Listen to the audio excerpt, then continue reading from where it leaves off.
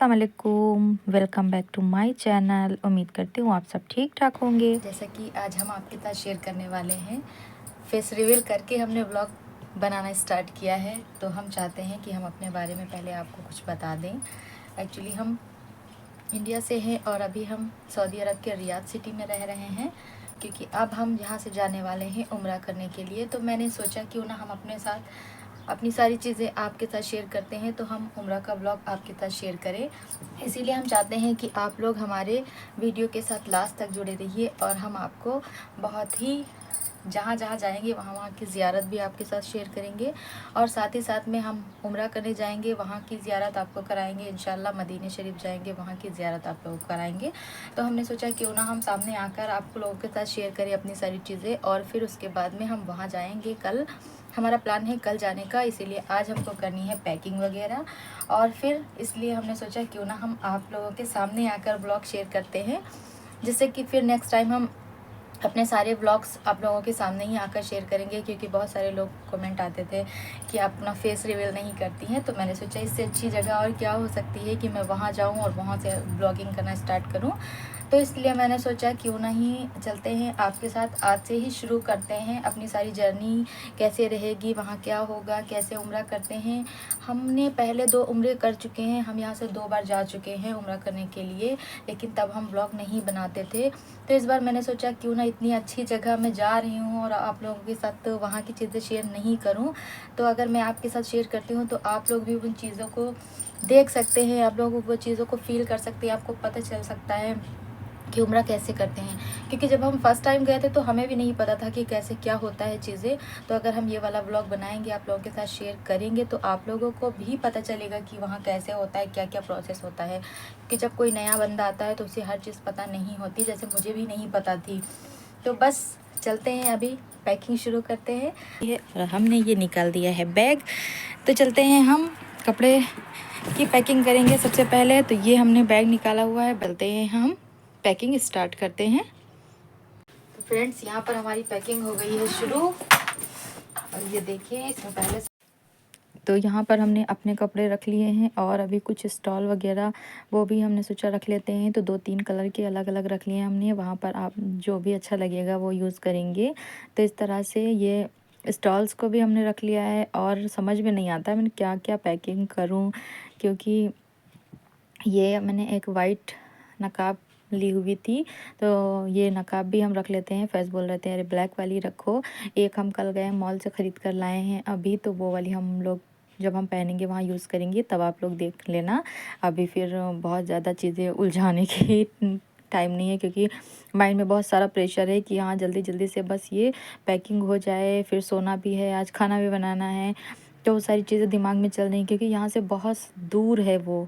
ये देखिए आप, ये हमारी वॉच है, बहुत ही अच्छी सी वॉच है।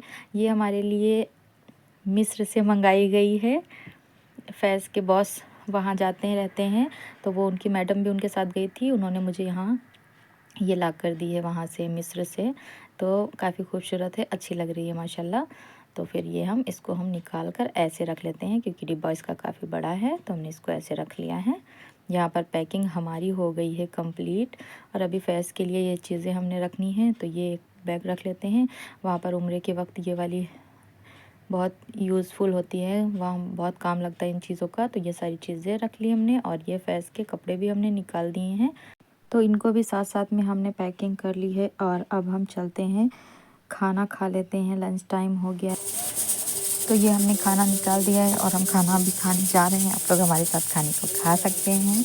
और फिर अब हमने शाम के लिए ले लिया है, ये मटन रखा हुआ था, लेकर आए थे फैज़, तो ये कटा भी नहीं है, तो हमने इसकी इस तरह से पीसेस कट कर लेनी है। अब हम आपके साथ एक रेसिपी शेयर कर लेते हैं। तो जिसके लिए आज हम बनाने जा रहे हैं शामी कबाब। तो हमने मटन को अच्छे से वॉश कर लिया है, साथ में हमने ले लिया है 200 ग्राम के करीब दाल, चने की दाल है ये। और अब हम इसको पानी में भिगो के रख देंगे, और जब तक हम ये सब चीज़ें चॉप करेंगे। तो यहाँ पर हमने 2 अनियन को छील लिया है, हमने इसको बड़ा बड़ा सा चॉप कर लेना है। इस तरह से हमने हरी मिर्च को चॉप कर लिया है, और लहसुन की कलियाँ ले ली है कुछ, और अदरक का टुकड़ा ले लिया है लगभग 2 इंच का। तो इन सारी चीज़ों की हमने चॉपिंग कर लेनी है अच्छे से। तो चॉपिंग हमारी कंप्लीट हो चुकी है और अब हमने ले लेना है एक खाली कुकर, क्योंकि हम शामी कबाब का गोश्त और दाल को कुकर में गला लेंगे ताकि ये अच्छे से गल जाए। तो हमने इसमें कुकर में गोश्त शामिल कर दिया है और साथ ही में ये धुली दाल जो हमने धुल कर रख दी थी वो हमने शामिल कर दी है। 2 टीस्पून अदरक लहसुन का पेस्ट शामिल कर देना है और चॉप किया हुआ अनियन जो हमने दोनों अनियन को इसमें शामिल कर देना है। हाफ़ टी स्पून हल्दी पाउडर और 1 टीस्पून भरकर हमने इसमें नमक रेड चिली पाउडर शामिल कर देना है और साथ में हमने इसमें थोड़ा सा ऑयल शामिल कर दिया है और 1 ग्लास भरकर पानी शामिल कर दिया है। यहाँ पर हमने 1 टीस्पून भरकर नमक शामिल कर दिया है और अब हम इन सारी चीज़ों को ढककर कुक करेंगे। हाई फ्लेम पे 1 सीटी ले लेंगे और फिर लो फ्लेम पे 10 मिनट के लिए कुक करने देंगे। तो यहाँ पर अब हमने कुछ मसाले ले लेने हैं, काजू बादाम और लौंग, इलायची, ज़ीरा, गोल मिर्च, अदरक लहसुन, हरी मिर्च, साथ में हमने ले लिया है गरम मसाला और थोड़ा सा ले लेना है नारियल। तो इन सारी चीज़ों को हमको रोस्ट कर लेना है। तो ये हमारा गोश्त अच्छे से गल चुका होगा। अब हम गैस की फ्लेम को ऑफ़ कर देते हैं, इसको ठंडा होने देते हैं। तो यहाँ पर मसालों को हमने रोस्ट कर लिया है और अब हम इसको ठंडा कर लेंगे और फिर अब हमने इसको मिक्सी में ट्रांसफ़र कर दिया है मिक्सी के जार में और इसको हमने फाइन सा पेस्ट बना लेना है। तो पेस्ट हमारा बनकर रेडी हो गया है। यहाँ पर हमने गोश्त को चेक किया तो अभी इसमें थोड़ा सा पानी नज़र आ रहा है। इसको हम अच्छे से भून कर ड्राई कर लेंगे। तो ये देखें आप, जैसे ही अच्छे से ड्राई हो गया, ठंडा हो गया, तो ये कुछ इस तरह का हो गया है। अब हमने इसको भी मिक्सी के जार में ट्रांसफ़र करना है। ठंडा होने के बाद तो हमने इसी मसाले में उसको शामिल कर दिया है, क्योंकि जार काफ़ी बड़ा है तो हमने इसमें ही वो वाला दाल और गोश्त को शामिल करके अच्छे से उसको हम ग्रेट कर लेंगे। उसको बहुत फाइन पेस्ट नहीं बनाना है, थोड़ा दरदरा रखना है, बस इस तरह की कंसिस्टेंसी चाहिए।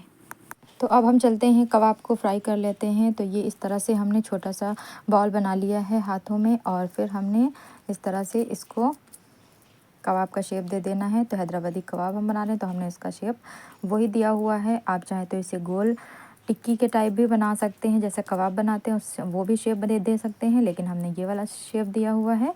तो इस तरह से आप देखें कितना बढ़िया सा शेप बन गया है हमारा। और अब हमने पैन को अच्छे से गर्म होने के लिए रख दिया है और पैन भी हमारा गर्म हो गया है। साथ साथ में हमने इसमें थोड़ा सा ऑयल शामिल कर दिया। यहाँ पर बहुत कम ऑयल का यूज़ करना है, बिल्कुल भी ज़्यादा ऑयल नहीं शामिल करना है। और इस तरह से हमने कबाब को इस पर रख दिया है और जैसे एक साइड का कबाब अच्छे से हो जाता है फिर हमने इसको टर्न कर दिया। इस तरह से पलट के दोनों साइड का अच्छे से सेक लेना है और ये हमारे कबाब बनकर रेडी हो गए हैं। बचे हुए जो भी कीमा है उसका हमने ये गोल शेप देकर बना लिया है। तो हमने दोनों तरह का आपके साथ शेयर कर दिया है, आप अपनी पसंद का कोई भी शेप दे सकते हैं। तो ये देखिए हैदराबादी मटन कबाब बनकर हमारे रेडी हो चुके हैं। तो और वीडियो कैसी लगी आपको लाजमी बताइएगा, लाइक कर लीजिएगा, चैनल को सब्सक्राइब कर लीजिए। तो अब हम चलते हैं खाना खाना शुरू कर देते हैं। तो यहाँ पर हमारे घर आ गया था पिज़्ज़ा, तो हम चलते हैं पिज़्ज़ा एंजॉय करते हैं। आपसे कल के ब्लॉग में मिलते हैं इंशाल्लाह। बहुत अच्छा ब्लॉग आने वाला है। अल्लाह हाफिज़।